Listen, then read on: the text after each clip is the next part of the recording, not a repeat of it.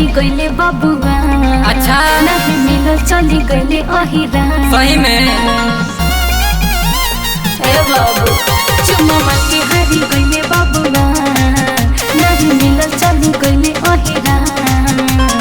पहिले बतिया मानिल ना तो चली जाइब अपना जान से। बुझला सुन तू ढेर बोलताड़ू नहीं होई अहिरान नहीं होई बबुआन चढ़ जाए बिसट जावे पपान के कहिले नजर मिलावो रानी बैठल बड़े चौहान से। कहिले नजर मिलावो रानी बैठल बड़े चौहान से। बैठल बड़े चौहान से। बैठल बड़े चौहान से। लखनऊ गुंडा में गोइनी कुछ न करे पहिले हो।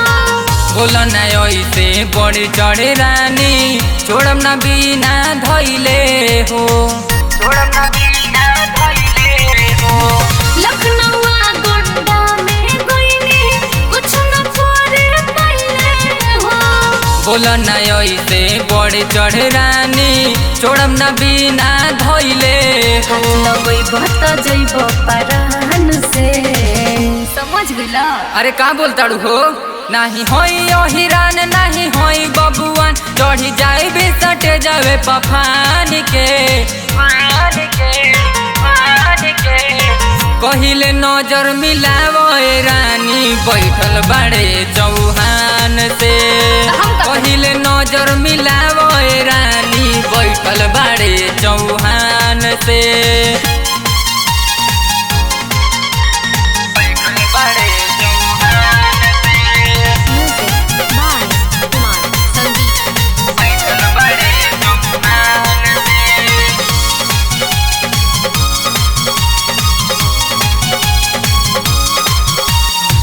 तोहरा ऐसन केतना जिला में देख के चली ओइनी हो।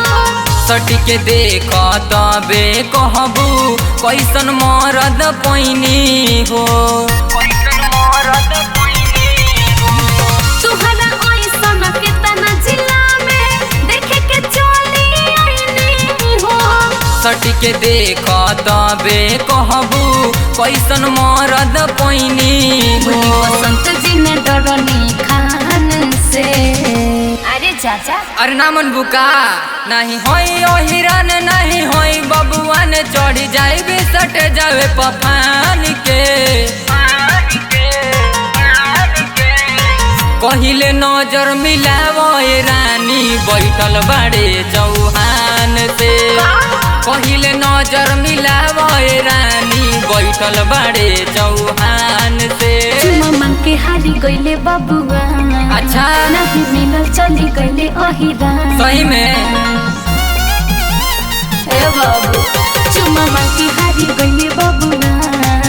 नहीं मिलल चली गईले अहिरा। पहिले बतिया मानिल ना तो चली जाइब अपना जान से। बुझला सुन तू ढेर बोलताड़ू नहीं होई अहिरान नहीं होई बबुआन चढ़ जाए बिसट जावे पपान के। कहिले नजर मिलावो रानी बैठल बड़े चौहान से। कहिले नजर मिलावो रानी बैठल बड़े चौहान से।